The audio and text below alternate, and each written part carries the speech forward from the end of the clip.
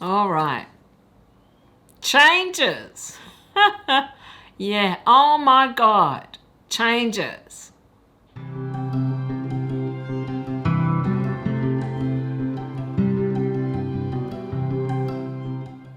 G'day to all you lovely people and welcome back to my channel. I'm Kathy and today we are going to talk about this. Changes, book 12 in the Dresden Files by Jim Butcher. Holy cow. Wow, seriously. I haven't even planned what I'm going to say. I just finished this. I am so overwhelmed that I need to talk about it. Where do I start? Seriously, where do I start? So many major life-changing events happen in this book. So many. Yeah, I'm still reeling, I feel. Now, I actually don't script my videos, so I don't know what I'm going to say. And I don't know how much I can say without touching on any spoilers. So this part of the video may be quite short. I don't know yet. I have been considering what I can tell you and what I can't. As far as I'm concerned, if it is in the blurb, then it isn't really a spoiler as such. Especially considering that one of the major revelations in this book, we learn in the very first line. Okay, and that is that Harry Dresden receives a call that his daughter has been kidnapped. Holy shit! Seriously, I did not see that coming. Definitely not. Susan, his old lover, who is half vampire and part of a fellowship fighting the Red Court vampires, rings Harry to tell him that their daughter has been kidnapped by Red Court vampires. And in case you're wondering, Harry had no idea he had a daughter. None. And the little girl is 8 years old. So for 8 years, Harry has been in the dark that he has family. I don't think anyone will be shocked that Harry was enraged. Not just that his daughter was in the hands of one of his deadliest enemies, but that he was never told. And I completely understood his feelings. My reaction was exactly like Karen Murphy's. Exactly, actually. It was that bitch. Seriously, that bitch. I don't care what anyone's reasons are. She had no right to hide that from Harry. She really didn't. Particularly given Harry's background. Susan knew full well that Harry was an orphan, that most of his life he's had no family. She knew exactly how much family meant to Harry, and to hide his own daughter from him, and not just say for 6 months, but for 8 years, yeah, I don't think that's forgivable. So I immediately resented Susan.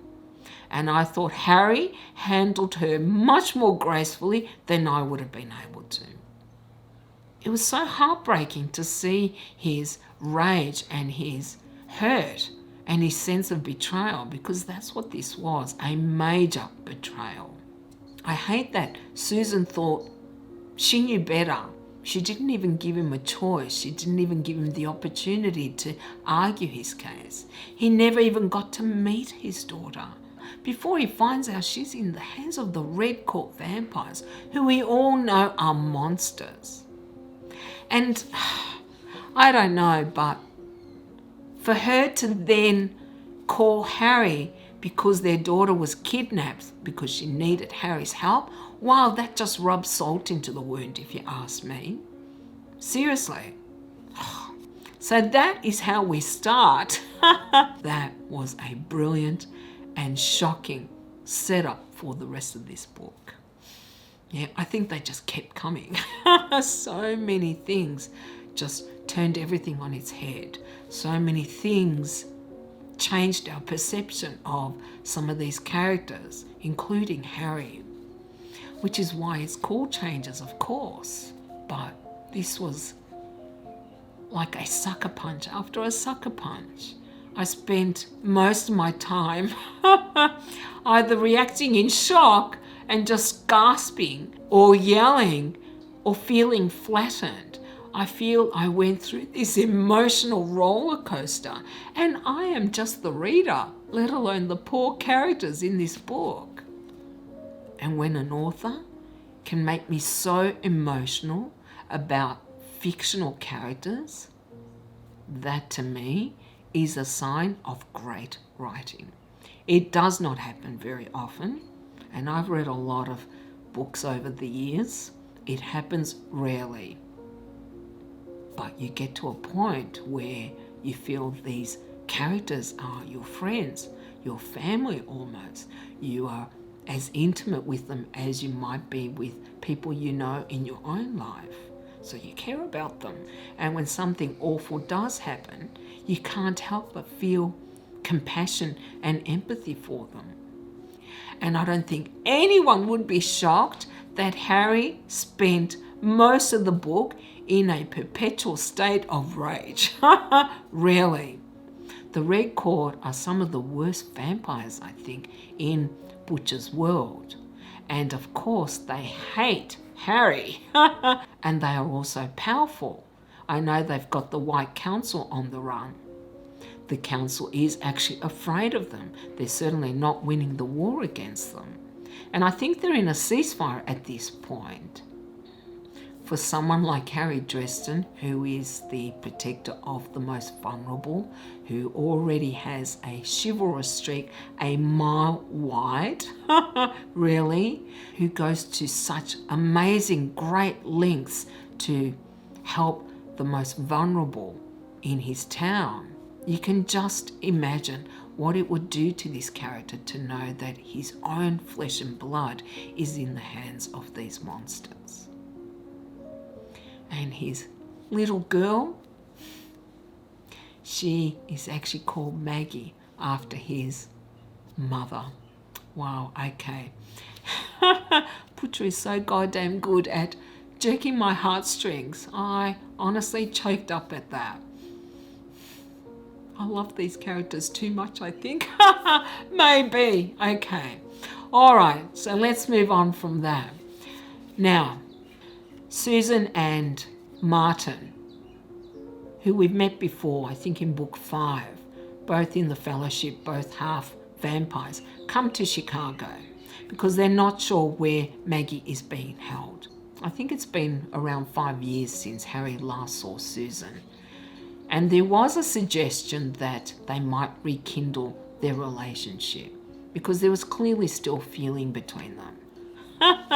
Wow, I kept yelling at Harry not to. She did not deserve it. I was like, no, please. I never thought Susan was good enough for him, but after what she did, hell no. Definitely not. And I'm not going to tell you if they do end up together because that will be a spoiler. And you know, she actually tried to explain why she made this decision,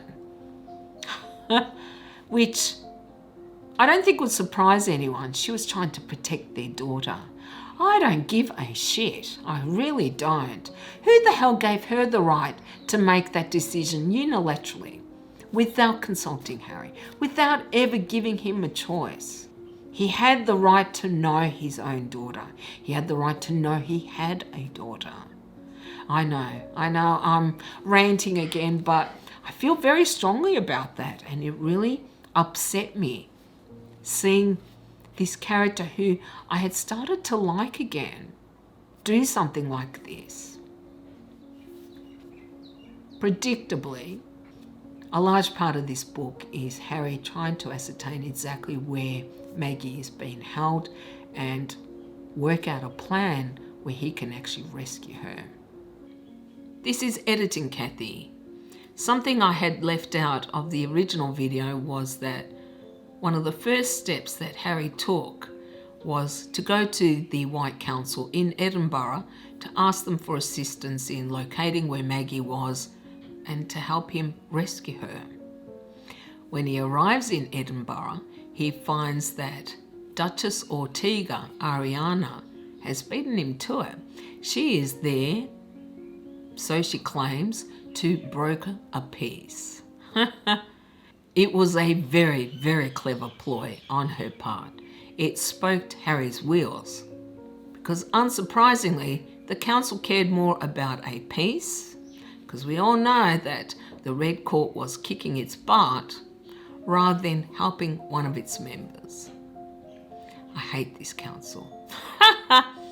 So of course, Harry got no help from the council, not even the wardens, not even Lucio. In this book, Harry learns who his true friends and allies are. We won't be surprised with a lot of them, but some might surprise you. People who didn't seem to be willing to help Harry. Okay, few of the things I didn't like. We are introduced to a new character. A powerful being, that's all I'm going to say. I personally didn't feel we needed that. It just seemed overkill to me. I'm curious if people agree with me or not. The other thing I didn't like was that the book dragged a little for me. It was a very slow build-up to the ultimate climax of the book, I felt anyway. And I know that that is because it builds the suspense, because you just want to get to the end and find out what's going to happen. But it also results in me feeling that certain things didn't need to happen. One of the things I felt was unnecessary was a storyline involving the police and the FBI. So I don't know what I can say, what I can't. Okay. That's it. Yeah, red alert. We're going into spoilers. And if you have not read this book, please don't watch this part. It really will destroy your enjoyment of this book. Okay, spoilers. Where do we start? Wow, okay. Let me start off with Susan. I am so relieved that Harry told her that they were through. Oh, yes. Seriously, I think I would have thrown the book across the room if they ended up together. Yeah, because I really thought, no, can't happen. Not after everything else that has occurred between them. Now, maybe I have to reread it again because I did rush through it because so much was going on and I wanted to get to the end, but there is a scene where it seems Susan might have paid someone to kill Harry. We're never really told if that was actually the case or not, whether it was Martin who did that. I don't know. And I think I might end up rereading this one, but not just yet. Yeah, it's just, it's too emotional for me. How funny is that, right? But it's true. Okay. Since we're talking about Susan, I'll confess that at the end, when Harry was having the duel with Ariana, and then his small team was being faced with the Lords of the Night and all the others, Susan was never mentioned, and I thought, oh no, she betrayed him again. This was a setup, because I knew something had to have happened for Maggie to have been found, and it wasn't Susan, it was Martin. I wasn't shocked. I knew it was going to be one or the other, but I was misdirected into thinking it was Susan. Martin has always been a cold fish, an unemotional cold fish. I had a feeling he had betrayed them all, but I actually thought it might be so that his curse would end. I did not expect it to be that he was actually part of the Red Court. And yet there is a hint at the end that he thought this is another way of setting up the Red Court and ultimately destroying them. I have to talk about what happened to Harry. So many things that happened to Harry. Okay. He went through the ringer in this book. He learns he has a daughter who he's never met, who is being held by monsters. He learns that she's going to be used in a blood sacrifice that will also kill him. and his brother Thomas, someone else that he loves. He then has his office blown up. And if that's not enough, he has his goddamn house burned down too. He loses everything. But hey, again, not enough. No, Butcher decides to twist the knife further. Harry ends up breaking his back, and he is now even physically incapable of doing anything. He might even be paralyzed.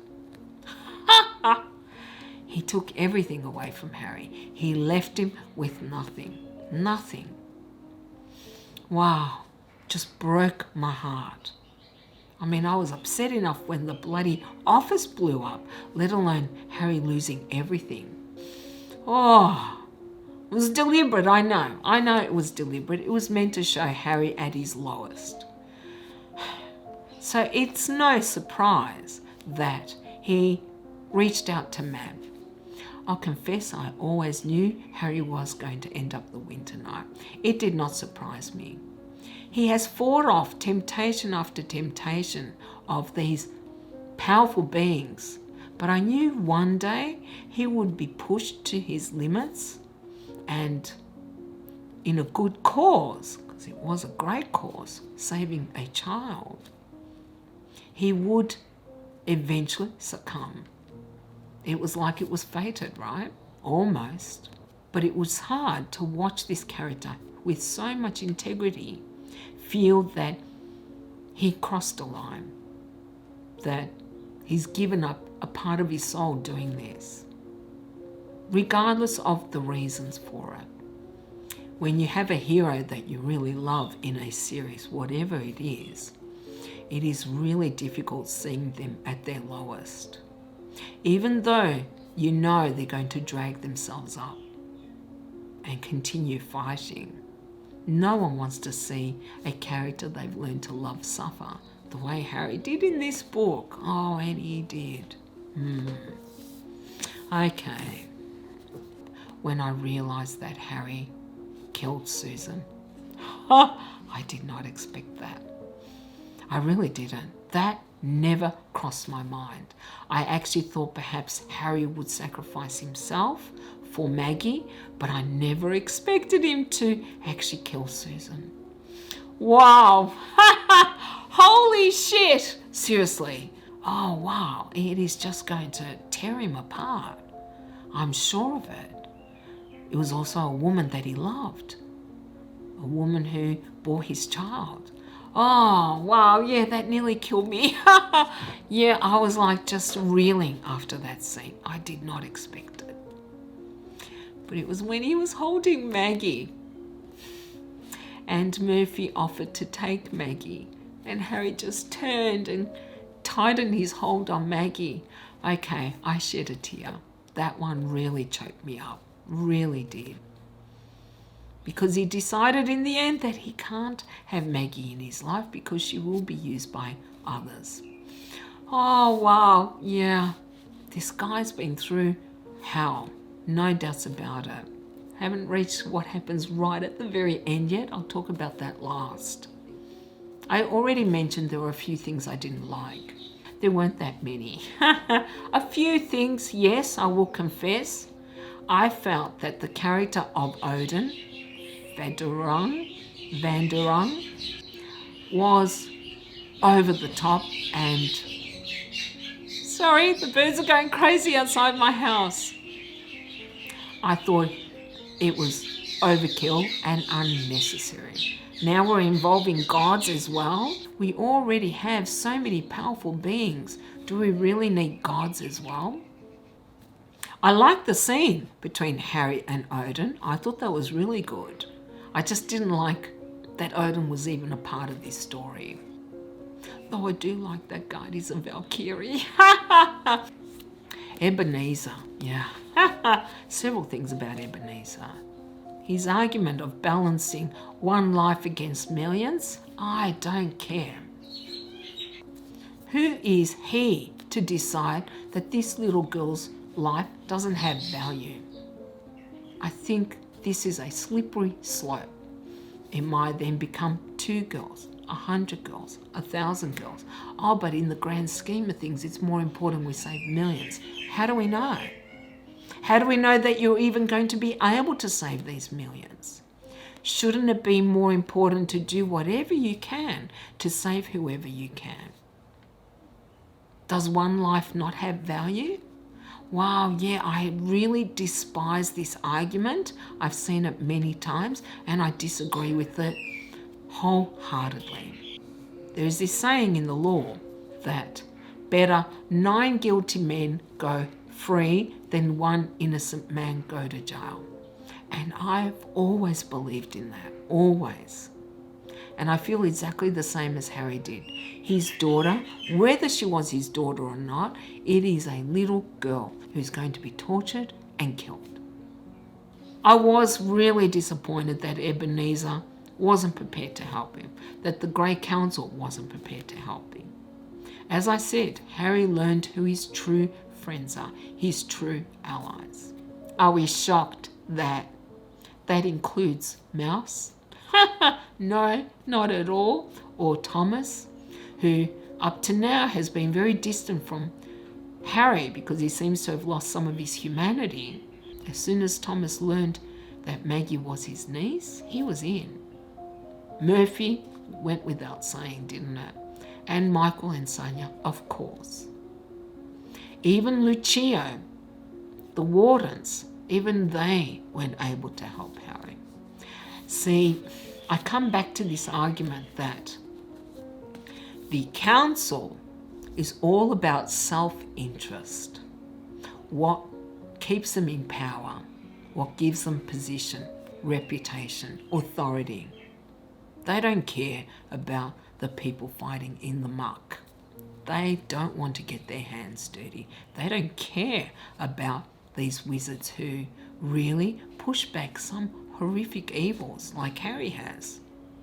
Perhaps there are other wizards in other cities who are doing something similar. They generally don't help. They gotta go. I know I've said this a million times. They've got to go or they've got to change. Definitely. Okay, I think I'm getting distracted. I did tell you that I'm going to ramble. I have just finished this book, so my mind is just buzzing with so many thoughts about it. Okay, let's talk about some of the things I absolutely loved in this book. So the Great Council decides not to help him. Ebenezer says no. Oh, wow. And then we learn that Ebenezer is Harry's grandfather. Holy cow. I actually had wondered in the past if Ebenezer was going to end up being Harry's father, not his grandfather. And I loved that he came. He did come to help Harry. Even though perhaps it was a little bit in his own self-interest to ensure that he wasn't wiped out as a result of this blood curse. And I really liked seeing him actually using the black staff. Wow, no one should have that kind of power. Yeah, no one. I am very ambivalent about that. I am very ambivalent about Ebenezer because of that black staff. I don't think anyone should have that power. But it was really cool to see it in action, to see just how it works. Oh, wow, yeah, it is far too lethal. He killed hundreds of humans, not vampires.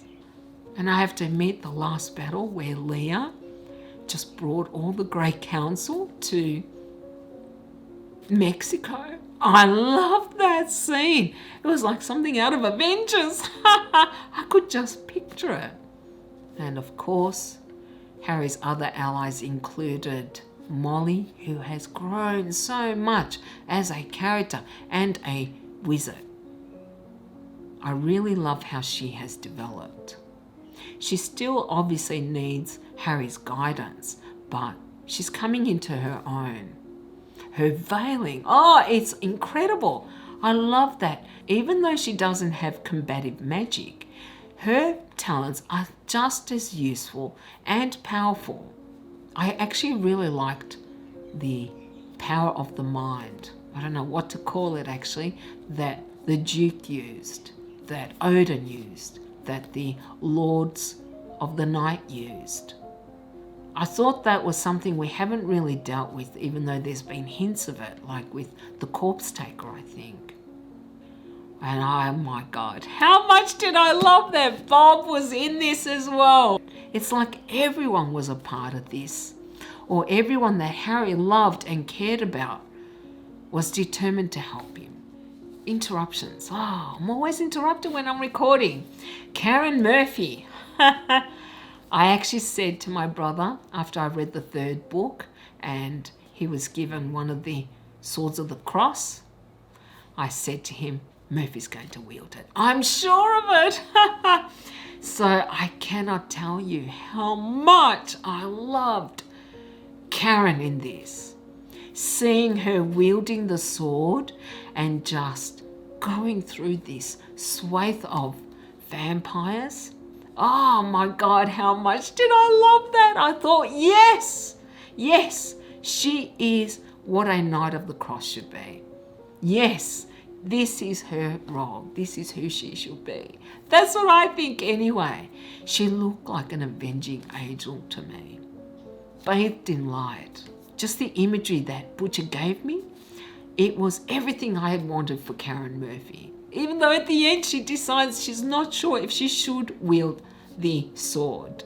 I really hope she takes it up one day. Oh, I did want to mention something else I didn't like. I don't know if I said this earlier. Probably not, because I'm rambling all over the place. Something I actually didn't like about this book was regarding the police investigation. I get why Butcher introduced that. It's because it appears Karen Murphy is going to lose her job. I just didn't see the need for that much detail. Harry facing the Erkling and then these vampires, Esmeralda and the other one, they seem to me unnecessary. I didn't hate them though. It's just I was impatient. I wanted to get to the end. I wanted to know what was going to happen because I had a horrible feeling it was going to get bad. And I was right. Okay.